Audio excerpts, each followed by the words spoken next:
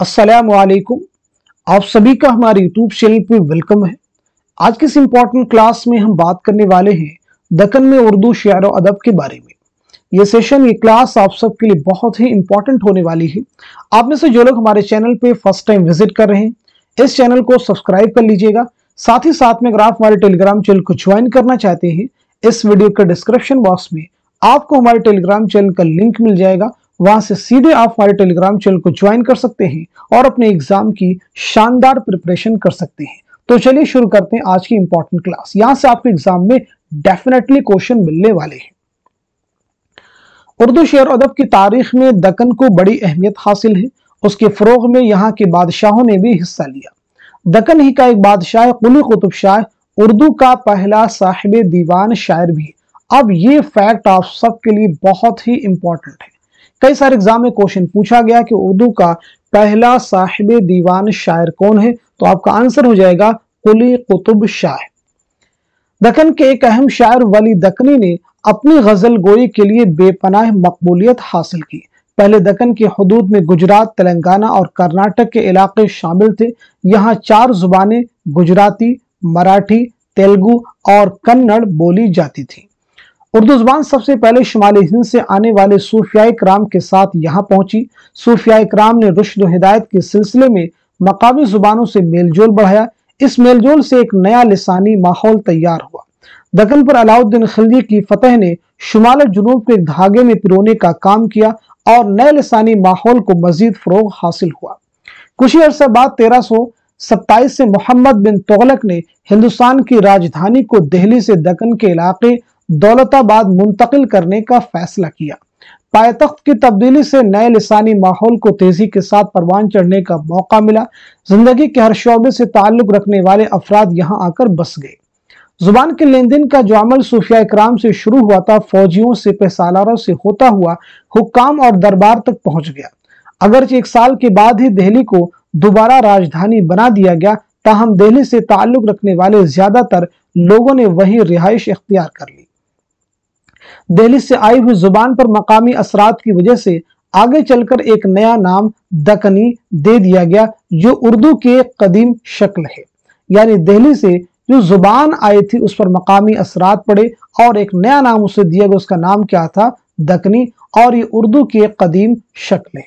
इसे कदीम उर्दू कहना ही मुनासिब है, क्योंकि अफ़आल और जुमलों की नहवी साख्त के एतबार से दक्कनी और उर्दू में कोई फर्क नहीं। यूं भी पूरा दक्कनी सरमाया फारसी और उर्दू की अदबी रिवायत का हिस्सा है। आगे बढ़ते हम लोग। सबसे पहले बात करते हैं बहमनी दौर के बारे में। तो बहमनी दौर जो कि 1347 से लेकर 1495 तक मुहित है। दक्कन में उर्दू जुबान और अदब के फरोग के ताल्लुक से बहमनी सल्तनत का क़याम भी एक अहम वाक़या है। इसके 2 बड़े नतीजे सामने आए। एक तो ये कि हसन गंगू बहमनी ने मरकजी हुकूमत से मुकाबला करने के लिए मकामी हिमायत को लाजमी समझा। दूसरी कि बहमनी सल्तनत के इलाके में 3 मकामी जुबानें तेलुगु, कन्नड़ और तमिल बोली जाती थीं। इनमें से किसी एक को दूसरे पर फौकियत देने की बजाय उर्दू को सरकारी सरपरस्ती हासिल हो गई।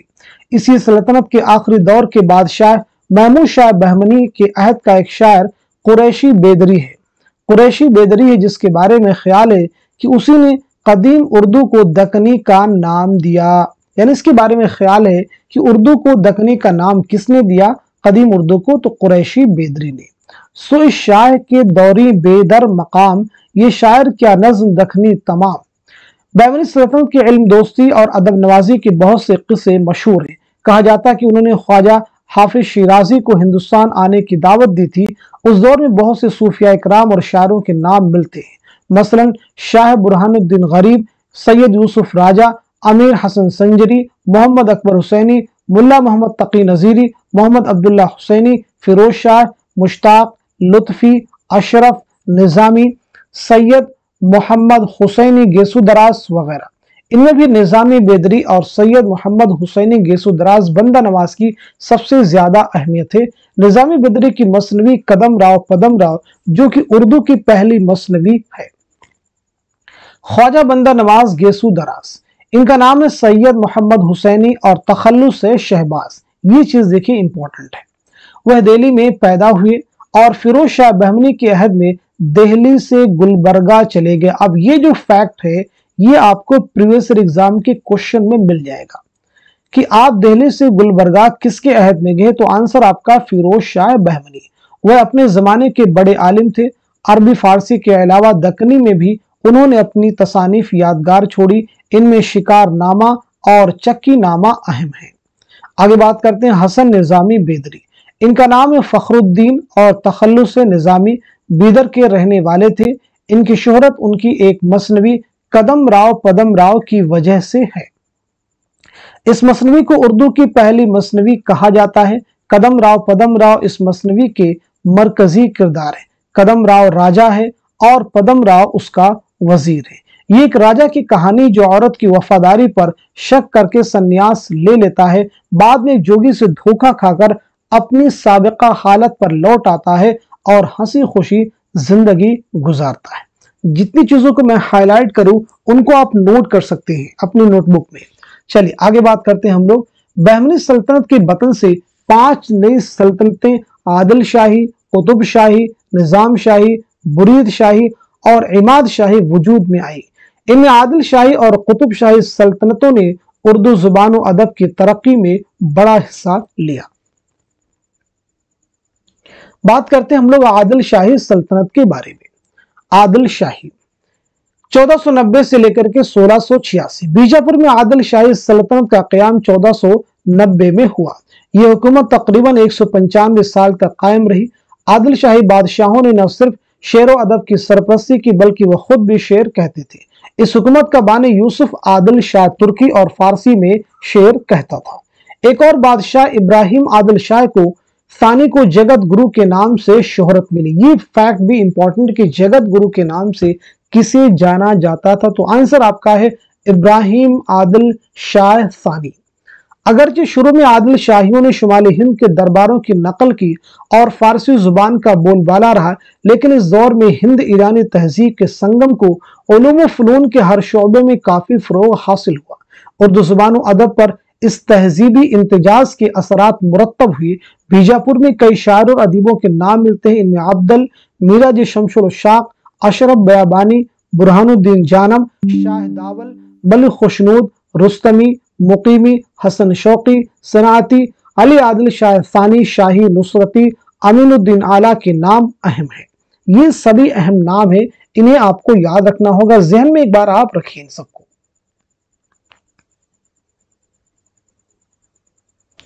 اب بات کرتے ہیں میراجی شمس الاشاق کے بارے میں. میراجی شمس الاشاق. میراجی شمس الاشاق مشہور صوفی بزرگ تھے. ان کا تعلق خواجہ بندہ نواز گیسو دراز کے سلسلے سے تھا. انہوں نے اردو میں تصوف کی مضامین کو بیان کرنے کی روایت ڈالی. ان کی تصنیفات میں خوشنامہ، خوش نغز، شہادت الحقیقت، شہادت التحقیق اور مغز مرغوب کے علاوہ نثر میں شرح مرغوب القلوب اور رسالہ سبع صفات شامل ہے. اشرف بیابانی. ان کا نام سید شاہ اشرف بیابانی تھا. وہ اپنے زمانے کے ایک مشہور بزرگ تھے. انہوں نے اپنے والد سید شاہ ضیاء الدین رفاعی بیابانی سے ابتدائی تعلیم حاصل کی. وہ صوفی تھے اور شاعر بھی. ان کی تصانیف میں لازم المبتدی، واحد باری اور نو سرہار اہم ہے. نو سرہار مثنوی ہے اور اس کا موضوع کربلا کا واقعہ ہے. اس کی اہمیت زبان و بیان کے اعتبار سے مسلم ہے، بہت اہم ہے.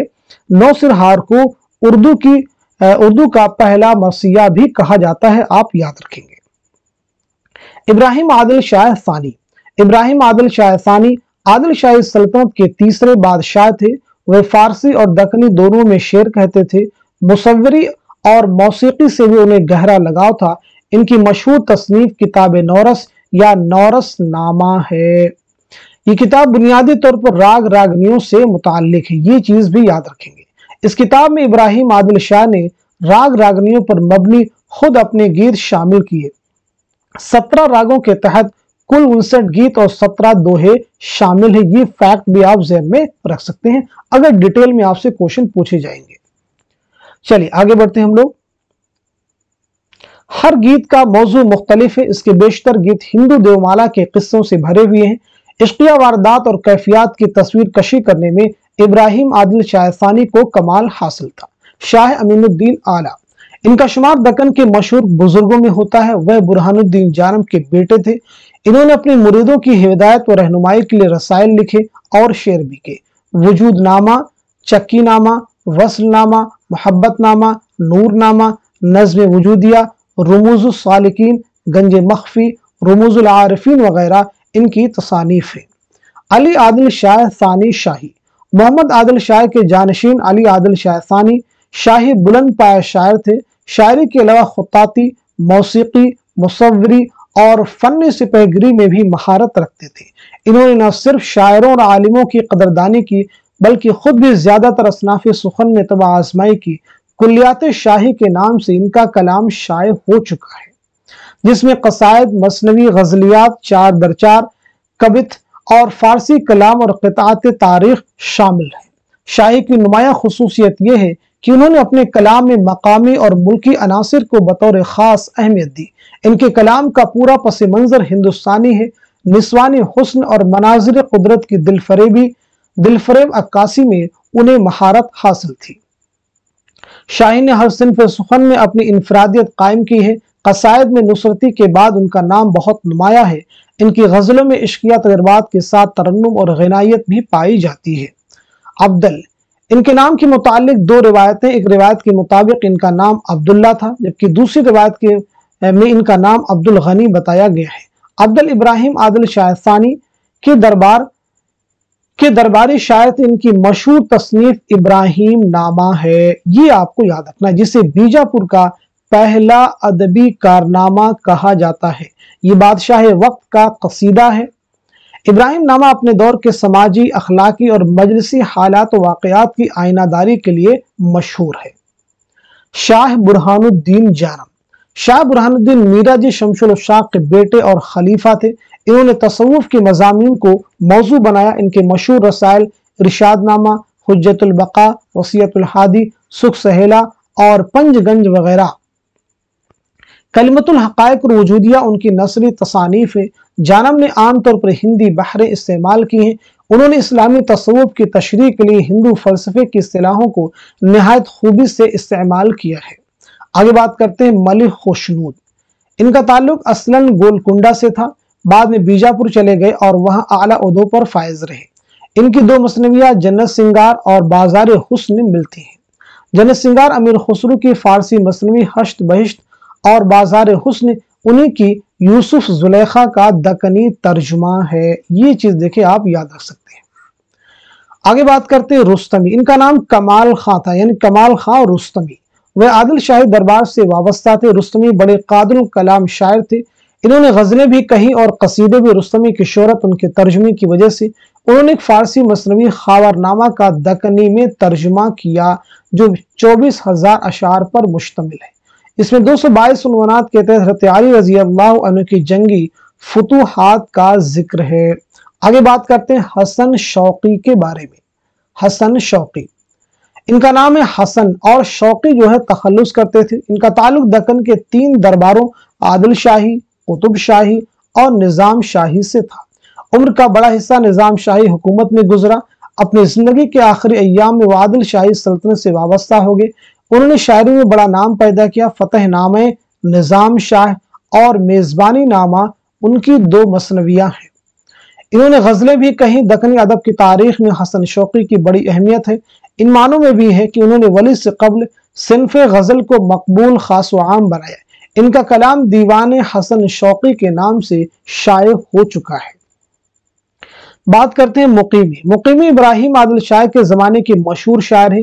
انہوں نے مثنوی چندر بدن و مہیار لکھی۔ یہ دیکھیں، آپ کے اگزام کا کوشچن بن چکا ہے، جو عادل شاہی دور کی پہلی عشقیہ مثنوی مانی جاتی ہے۔ اس کا شمار اپنے دور کی مقبول مثنویوں میں ہوتا ہے۔ اس کہانی میں عشق کی عظمت کا بیان ہے جو پریم مارگی تصورات سے بہت قریب ہے۔ بات کرتے ہیں صنعتی۔ ان کا نام ہے محمد ابراہیم خاں۔ وہ سلطان محمد عادل شاہ کے دربار سے وابستہ تھے۔ ان کی 2 مثنویاں قصہ بے نظیر اور گلدستہ بہت مشہور ہیں۔ قصہ بے نظیر کا ایک نام قصہ تمیم انصاری بھی ہے۔ اس میں ایک صحابی تمیم انصاری رضی اللہ عنہ کے حالات بیان کیے گئے ہیں۔ اس مثنوی سے طلسمات اور عجائب سے متعلق مثنویوں کے एक नए सिलसिले का आगाज होता है। सनअती को बयान पर गैर मामूली कुदरत हासिल थी। बात करते हैं नुसरती के बारे में। इनका नाम है शेख नुसरत। इनकी तालीम और तरबियत शाही महल में हुई थी, जिससे इनकी शायराना सलाहियतें खूब चमकी। हुए अपने दौर के सबसे अहम शायर माने जाते हैं। अली आदिल शाह सानी शाही ने उन्हें मलिकुल शुअरा का खिताब दिया। ये चीज आपको याद रखनी है। इनकी मसनवियां उर्दू की बेहतरीन रिज़्मिया मसनवियां कही जाती हैं। 3 मसनवियां। नंबर 1 है गुलशन इश्क, अलीनामा और तारीख इस्कंदरी दस्तयाब है। अलीनामा अली आदिल शाह की मंजूम सवाने उमरी है।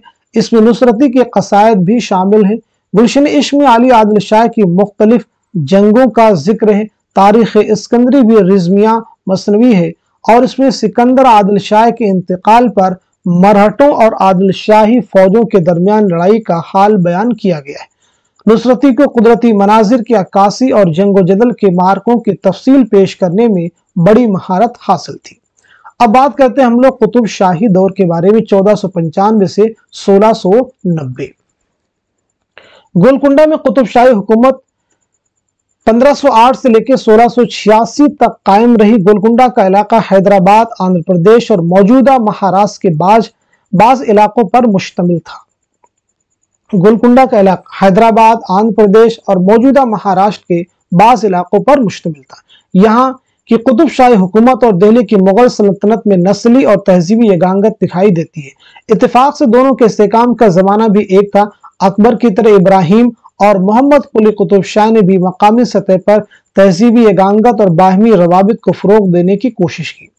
गोलकुंडा के अदबी जखीरे ने बीजापुर की अदबी रिवायत में एक नई जहद का इजाफा किया। ये जहद इश्क व इबादत की है। इस दौर में भी शायरों और अदीबों के कई नाम मिलते हैं, जिनमें से चंद नाम अहम है। महमूद, फिरोज, मोहम्मद कुली कुतुब शाह, असदुल्ला वजही, अब्दुल्ला कुतुब शाह, गवासी, इब्न निशाती और काजी महमूद बहरी। तो चलिए सबसे पहले बात करते हैं महमूद के बारे में। तो याद रखेंगे महमूद कुतुब शाही हुकूमत के इब्तदाई ज़माने के शायर थे। इनका जिक्र वजही और मोहम्मद कुली ने एहतराम के साथ किया है।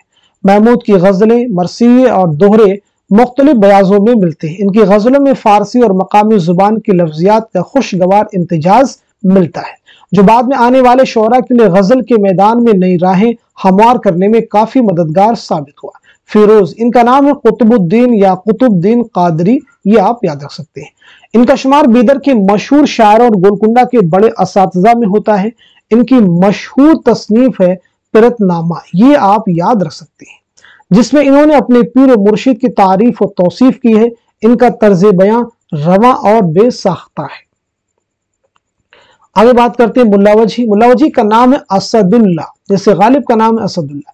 इनके आबा अजदाद खुरासान से आकर दक्कन में बस गए थे। वजही वहीं पैदा हुए। उन्होंने कुतुब शाही खानदान के 4 बादशाहों का जमाना देखा। वे फारसी और दक्कनी दोनों में महारत रखते थे। कुतुब मुश्तरी इनकी मशहूर मसनवी है, जिसमें उन्होंने कुली कुतुब शाह और मुश्तरी के इश्क की दास्तान बयान की है। ये मसनवी अंदाज़े बयां, तशबीहात और इस्तिआरात और तासीर की वजह से अपनी मिसाल आप है। वजही की नसरी तसनीफ सबरस उर्दू की पहली नसरी दास्तान है, जो 1635 में लिखी गई है। इसका मौजू तसव्वुफ और उसलूब तमसीली है। ये दास्तान आपने अब्दुल्ला कुतुब शाह की फरमाइश पर लिखी, ये भी जहन में आप रख सकते हैं। कुतुब मुश्तरी लिखी है आपने 1609 ईस्वी में, याद रखेंगे, किसकी फरमाइश पर? कुली कुतुब शाह की। आगे बात करते हैं कुली कुतुब शाह के बारे में। उर्दू के पहले साहिब दीवान शायर मोहम्मद कुली कुतुब शाह मानी कुतुब शाही खानदान के 5वें हुक्मरां थे। वह मुगल बादशाह जलालुद्दीन मोहम्मद अकबर के हम असर और हैदराबाद शहर के बानी थे।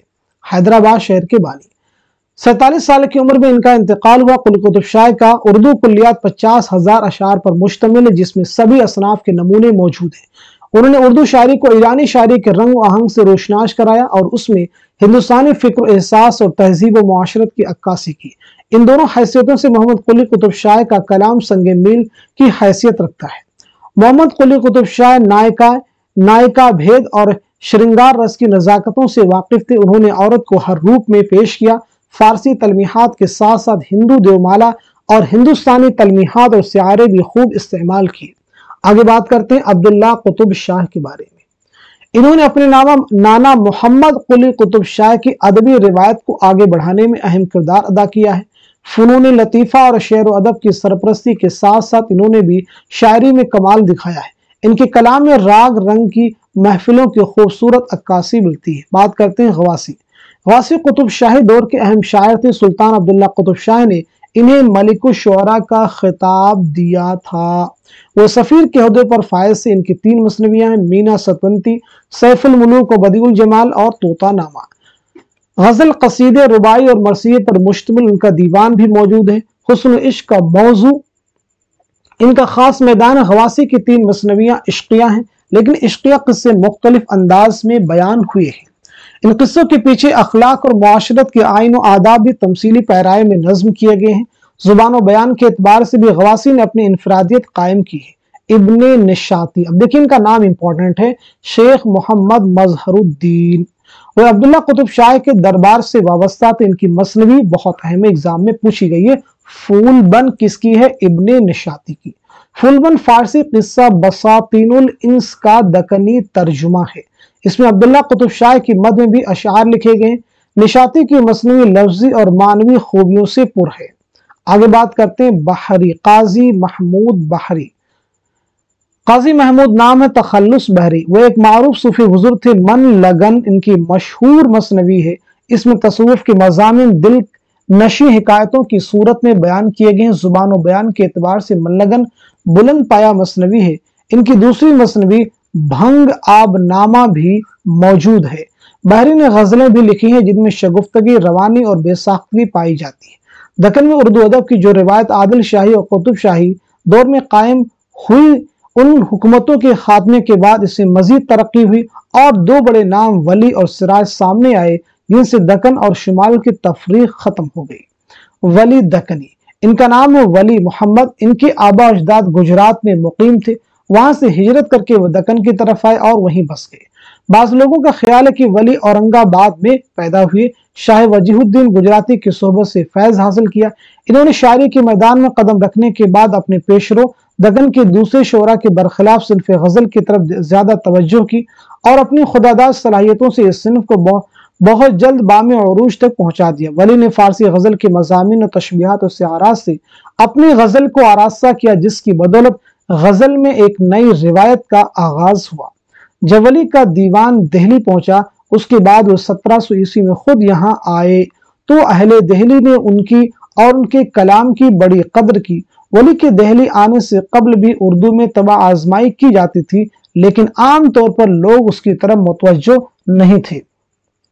वली की शगुफ्ता व खुश आहंग गजलों ने दिल्ली के शोरा का दिल मोह लिया और वह भी इस राह पर चल पड़े। यहीं से उर्दू शायरी के नए दौर का आगाज हुआ। उनके चंद अशआर हस्ब झेल हैं।